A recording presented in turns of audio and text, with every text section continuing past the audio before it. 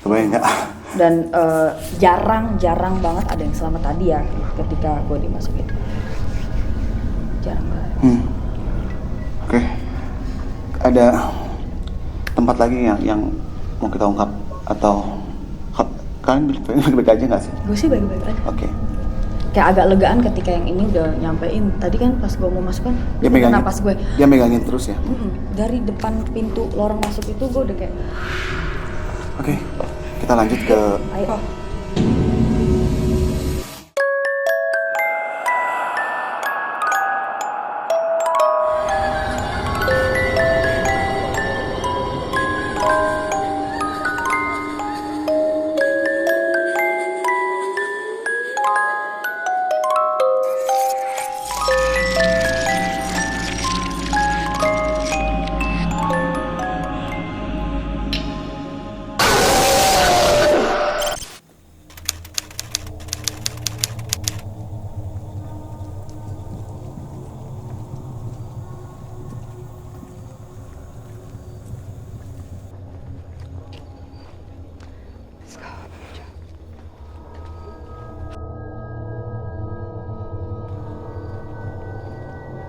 Jadi mungkin bisa.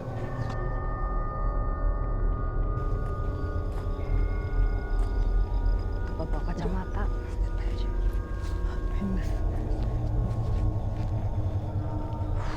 Tunggu jakis.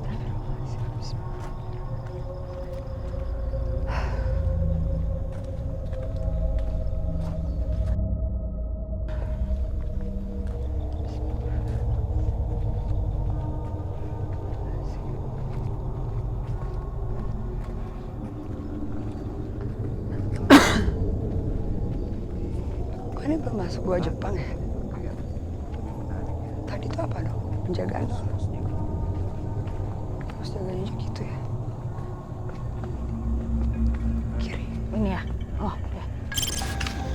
Welcome to Scary Night with Michelle Amanda. Balik lagi bareng gue Michelle Amanda. Tentunya gue gak sendirian, selalu ditemenin sama Koko Ramadan dan Marsi. Nah, memang mukanya udah agak tegang karena memang di episode kali ini kita melakukan penelusuran ke salah satu tempat yang sebenarnya sudah banyak di artikel terkenal angker, yaitu di Bandung, Goa Jepang. Cuman yang bikin menariknya lagi, kalau mungkin ada beberapa video lain melakukan penelusuran ke sini, kita melakukan ini di malam hari. Kalau yang lain biasanya seringnya di siang atau sore hari, ini kita benar-benar udah gelap. Dan mungkin Koko ada mau cerita sedikit? Iya, sebetulnya kenapa Go Jepang ini menarik untuk kita bahas. Persoalannya adalah kita nggak mau cuma ngebahas masalah bisnisnya doang.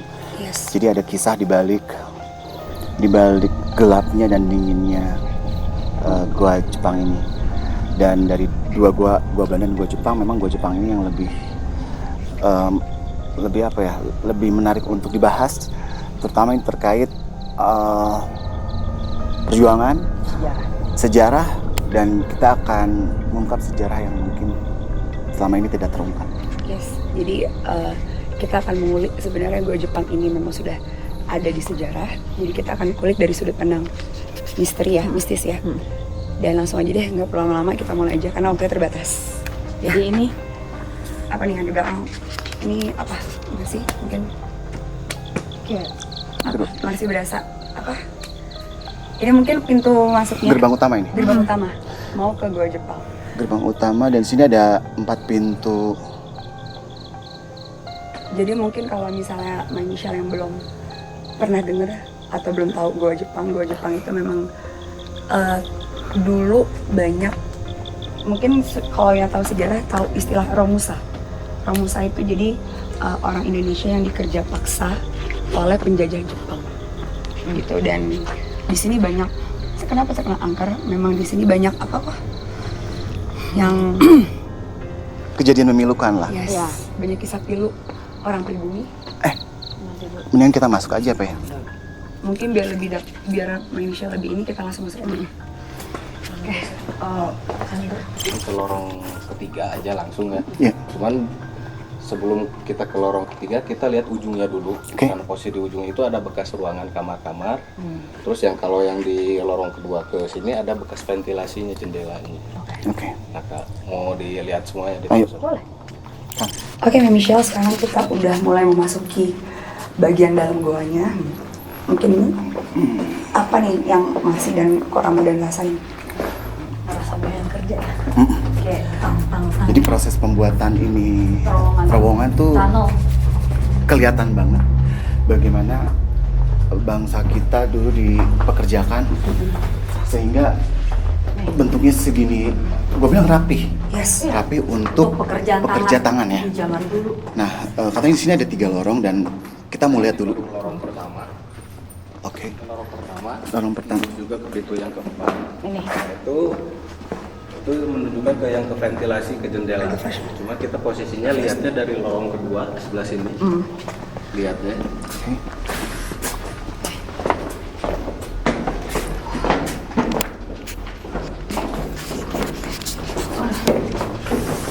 Ini agak berat ya, bukan berat lagi. Energinya memang Lorong kedua, ini lorong kedua bisa lihat kita ventilasinya sebelah sini. Kalau mau lihat jendelanya itu yang paling pojok Boleh. ada di kanan. Oh. jadi Mbak Michelle ini tuh di sini ada 3 lorong ya ternyata di gua Jepang sendiri. Oh, ini ventilasi ini di sini nih. Nah, Jendelanya, ventilasinya itu dulu fungsinya dipergunakannya buat sirkulasi udara, cuman merangkapnya buat pos, buat penjagaan. Jadi kalau ada musuh dari luar, terintai dari atas sana.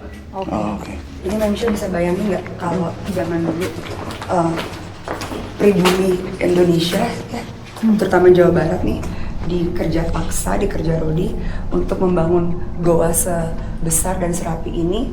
Bayangin nggak ada udara sama sekali dan hanya lewat ventilasi yang tadi kita udah. Jadi mereka harus ngerangkak untuk itu yang gue lihat sih Betul, tadi ya. betul. Jadi mereka ngerangkak dan tapi rebutan, ngerti nggak? Jadi ya udah. Karena gimana kayak- sih orang Karena kekurangan saking udara? banyaknya tempatnya juga sempit terbatas untuk dapat oksigen mereka harus Agak berebutan jadi ngerangkak. dan itu merangkak. Dengan alat tradisional, ada yang digalinya pakai tangan sehingga memang tangannya pun berdarah-darah itu. Ini semua kelihatan di sini. Dan yang kerja sini kayaknya makan, tidur, buang air besar, buang air kecil itu semua jadi satu. Iya. Jadi banyak yang meninggal karena kena bakteri, virus, sakit kayak apa sih? Muntaber ya. Kita langsung ke lorong ketiga aja ya. Langsung kita sekarang mau move ke lorong ketiga. Ini luar biasa sih ya. Kalau misalnya Mbak Michelle bisa bayangin gimana gitu bisa ikut merasakan luar biasanya. Energinya sih. Ini lorong apa tadi? Sorry. Lorong ketiga. Ini baru pintu pertama, nanti langsung menyambungkan ke lorong yang ketiga. Cuma kita lurus dulu, lihat ujungnya dulu, lihat bekas ruangan kamar-kamarnya dulu. Oke, kita langsung ke kamar-kamar Ini kayaknya ini menarik. ada kamar ya Kak? Ya, Nah kamar-kamar ini fungsinya untuk apa ya? itu dulu fungsinya dipergunakannya buat tempat istirahat, buat tempat tidur. Cuma itu sebagian buat peristirahatan, sebagian berjaga. Jadi nggak semuanya tidur di situ. Rolling. Iya. Jadi untuk yang tidur di situ tuh orang pribumi ya? Orang-orang Bukan Jepang. orang Jepang Orang kayak pribumi tetap militernya. Kerja. Pribuminya tuh kerja nonstop Iya, karena dipaksa siang malam terus kerja malam. kayak mereka dipaksa kejar waktu gitu karena Iya. mereka punya target Iya. pembangunan Betul. kayak gitu. Jadi kalau di sana kan ada tempat tidur buat berjaga ya. Kayaknya gue tertarik sama satu. Tolong kasih tahu nih Kang. Ada satu ruangan. Mungkin ini antara mungkin ruang di mana perempuan Disimpan untuk pemuas nafsunya mereka. sebelah mana? Ada kamar-kamar satu lagi yang di Ada nggak? pintu yang keempat. Apa kita langsung ke sana aja? Kita langsung ke sana aja lurus, nanti kita belok ke kiri Oke. di depan. Oke, langsung aja. Kita langsung Ke kamar yang tadi ya. cuma mungkin nanti sekilas kita bisa cerita Michelle ada katanya ada kamar-kamar yang dulunya itu tempat istirahat para penjajah Jepang. Dikala pribuminya sendiri sedang sibuk bekerja. Membangun dan ini tuh kayaknya buat simpan tas dong. Simpan kayak persenjataan ya. Kayak buat apa sih? Aduh, otak gua langsung blank. Nah mungkin Mbak Michelle mungkin kayak- Inventory persenjataan Iya, ada sama pertahanan ya. Jadi ada, kalau yang gue lihat sih di sini ada aktivitas. Ini dia. Di sini. Nah ini dulu fungsinya dipergunakan buat tempat istirahat, buat tempat tidur. Ini kan ada perbatasannya. Dulu panjang sampai sini. Ini ada bekas tangganya. Cuma Di sini. berhubung banyak naik, jadi sedikit terkikis. Oh, oke. Ini satu, yang pojok ini satu. Nah dari ujung sana sampai ujung keluar tadi panjangnya ada 150 meter.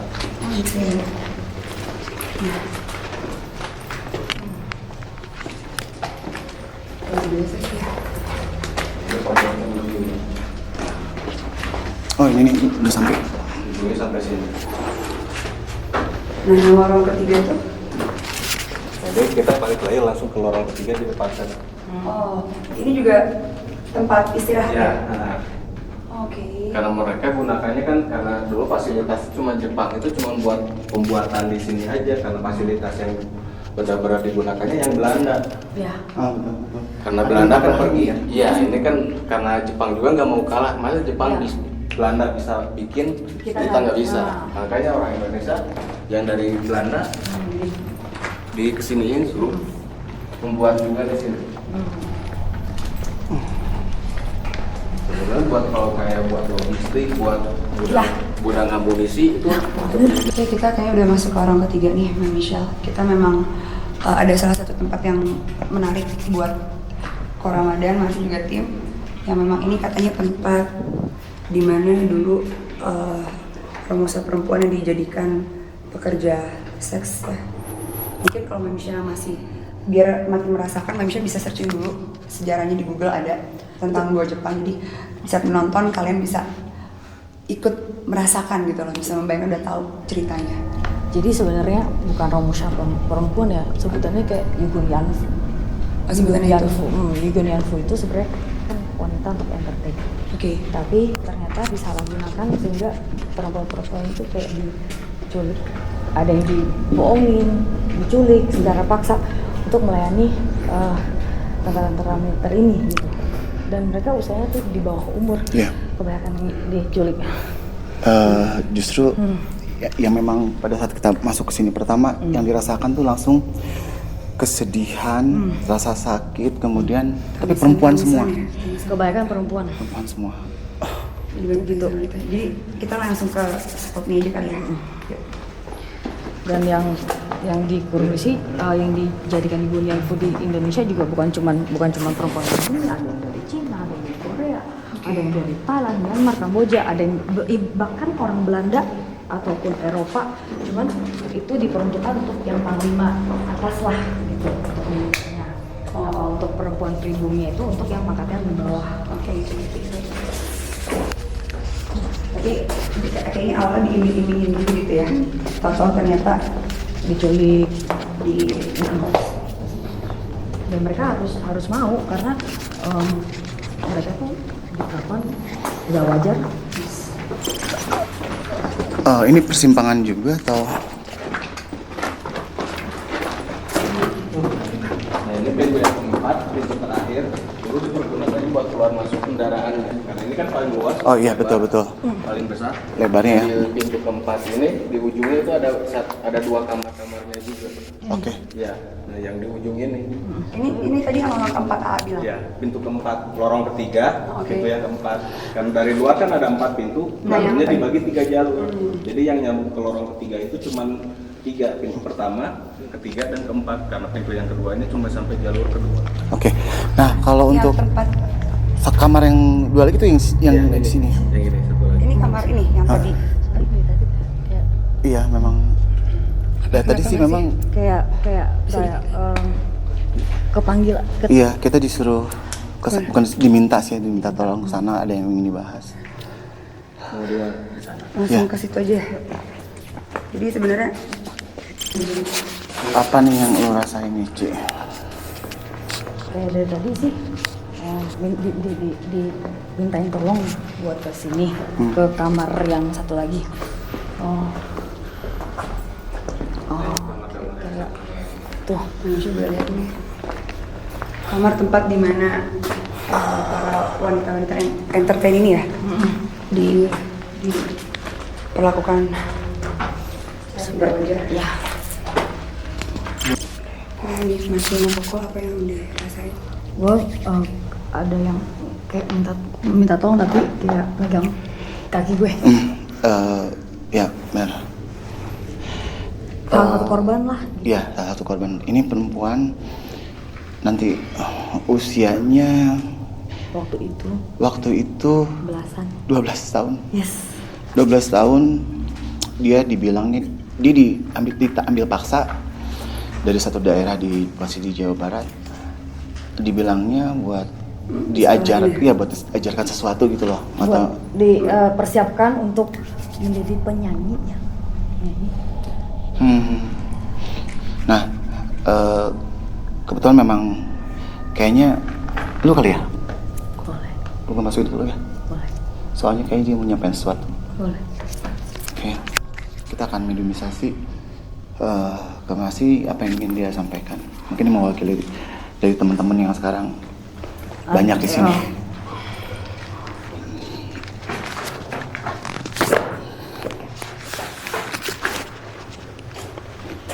Ayo perkenalkan diri. Mari duduk, sorry. Mau duduk ya? Mau duduk aja. Kemudian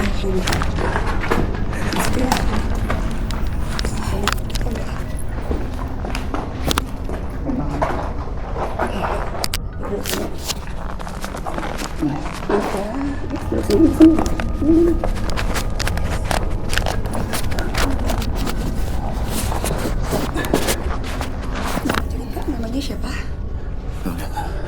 Kenapa sampai kayak gini? Oh, gimana siapa? Kamu dipakai? Oh. Ini salah satu korban yang Kenapa? Sedih ya? Mau sampein apa? Namanya siapa? Namanya siapa? Mardiam. Kalau boleh tanya nih kenapa sampai Mardiam nggak bisa jalan gini? Mau cerita sini kenapa? Iya, sok cerita nggak apa-apa. Cerita aja nggak apa-apa. Iya. Ada yang Mardiam ingin ceritakan, ingin sampaikan? Saya diperkosa. Diperkosa oleh tentara Jepang. Lalu apa yang dilakukan lagi sampai kenapa Mardiam nggak bisa jalan? Kakinya Kakinya dipatahin pakai kayu balok, baru di Badan saya dilempar. Kalau saya tidak mau melayani mereka. badan kamu dilempar jika tidak mau melayani. Jadi memang Ditendang. Dipukul. Mardiam usia masih muda ya pada saat itu. Usia berapa? 12 tahun. 12 tahun Indonesia. Lalu diperkosa Berkali-kali dengan orang yang sama atau berbeda? Tiap hari. berbeda tergantung. Oke. Jadi setiap hari diperkosa dengan orang yang berbeda berkali-kali. Bisa sampai berapa kali Mardiam tahu? Astaga, sampai tidak kali. Kita keluarin dulu kan, sorry. Kita keluar ya. Marsi. Yes. Woi. Tunggu Marsi. Ini lo lepas lah. Ini nyalain dulu deh mic-nya. Cantalin dulu. Tisu basah nggak? Kok kenapa tadi tiba-tiba tumben lu kok mengeluarkan dadakan gitu? Apa yang lu lihat dan lu rasain? Boleh gue tebak gak? Silakan. Tentaranya pada datang pom. Iya. Jadi kayak pada saat ada pengungkapan, mulailah tentara-tentara itu nyamperin kita. Panggilannya Dainippon. Panggilannya mereka Dainippon. Panggilan untuk para tentara Jepangnya Dainippon. Dan sebetulnya kenapa gua stop ya tadi minimalisasinya, karena memang ini udah Ramai sekali ya kan? energinya besar di sini. Jadi Belakangnya juga pada ngumpul. Ya, itu belum seberapa. Jadi masih ada ratusan yang ingin menyampaikan lagi. Jadi kita nggak bisa mengakomodir semua itu dengan kondisi seperti ini gitu loh. Dan tadi juga dia mau cerita tapi udah terlalu sakit banget kayak. Iya, sampai nggak bisa cerita. Kenapa sih perempuan? Kenapa sih perempuan gitu? Kenapa harus kita? Udah juga usianya masih sangat belia ya. Dan orang tuanya tuh nggak tahu.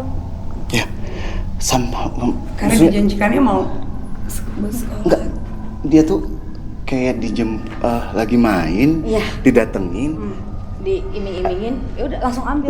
ambil disekep, ya, disekep. Itu tadi kaki gue ya, lu mau berdain gue aja nggak bisa, saking ancurnya tuh kaki. Pas udah keluar aja gue masih gini kan. Iya. Oh, Itu hampir rata-rata perempuan diperlakukan seperti itu. yang diambil tuh dari umur 6 sampai 14 tahun berkisar sih. Kebayang nggak? Dan jarang banget ada yang selamat tadi ya ketika gue dimasukin. Jarang banget. Oke. Ada tempat lagi yang mau kita ungkap atau kalian baik-baik aja nggak sih? Gue sih baik-baik aja. Oke. Kayak agak legaan ketika yang ini udah nyampein. Tadi kan pas gue mau masuk kan, Dia megangin. napas gue. Dia megangin terus ya. Dari depan pintu lorong masuk itu gue udah kayak, Oke. Kita lanjut ke ayo.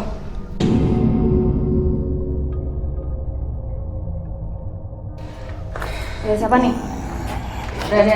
Udah. Bentar ya. Oh, orang Jepang. Oh, biarin. Sumimasen.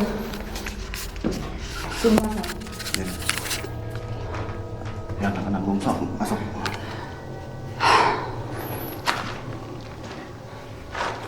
Hajimasho, watashi wa Ramadan desu.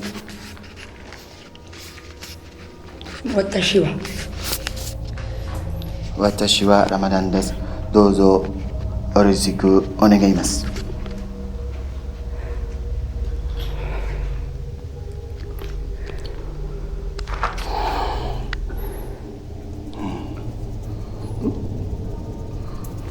Mau buat apa?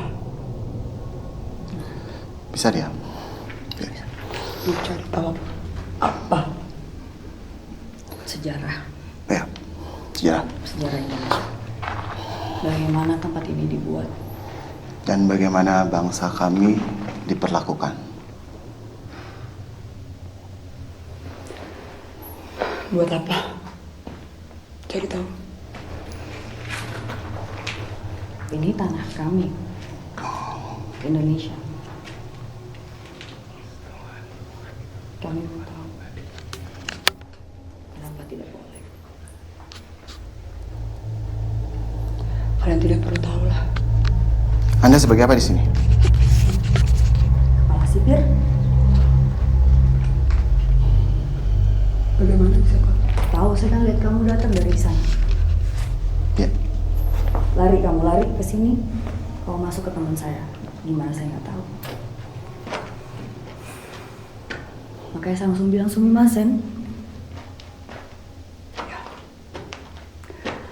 Tapi walau Nippon bertindak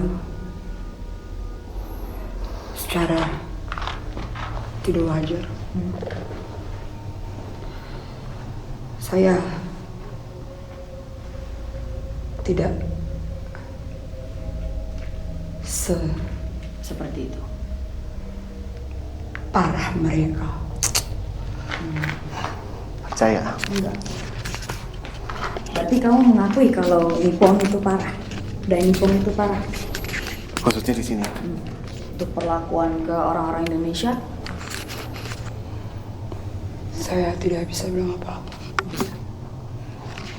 Ya, kalau itu kami juga tidak perlu lagi Anda menceritakan apa-apa. Karena percuma. Tapi Anda keluar.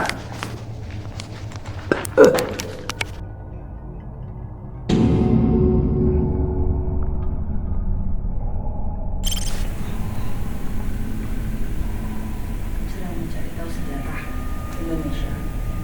Ini pimpinan di atas ini. apa ya, bisa dibilang pimpinan dari yang apa ya, Membangun tempat ini. yang bertanggung jawab. Apa Anda mau cerita? Apa yang ingin disampaikan? Anda punya hati?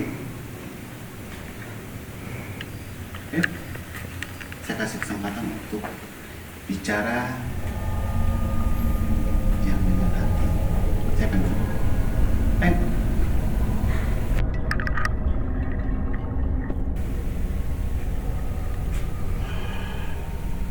Sorry. You cannot say it.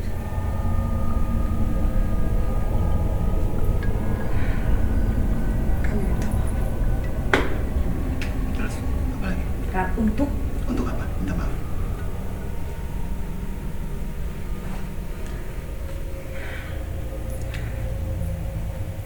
Pada saat itu saya benar-benar di bawah hawa nafsu akan kekuasaan. Saya ingin menguasai banyak wilayah. Oke. Seperti batin dan mata hati saya tertutup. Namanya siapa?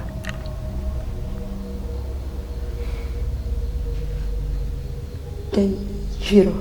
Denshiro. Denshiro-san. Terus mata dan batinnya tertutup. Lantas ya kadang memang benar saya sebagai pemimpin pada saat itu saya harus terpaksa mengeluarkan kewibawaan saya, gengsi saya karena saya tidak mengenal dengan Belanda. Ya. Tapi terkadang kalau saya sedang Udah cukup. Sekarang sampaikan permintaan maaf Anda sekali lagi. Ya. Untuk bangsa kami. saya minta maaf untuk warga Indonesia. Silakan.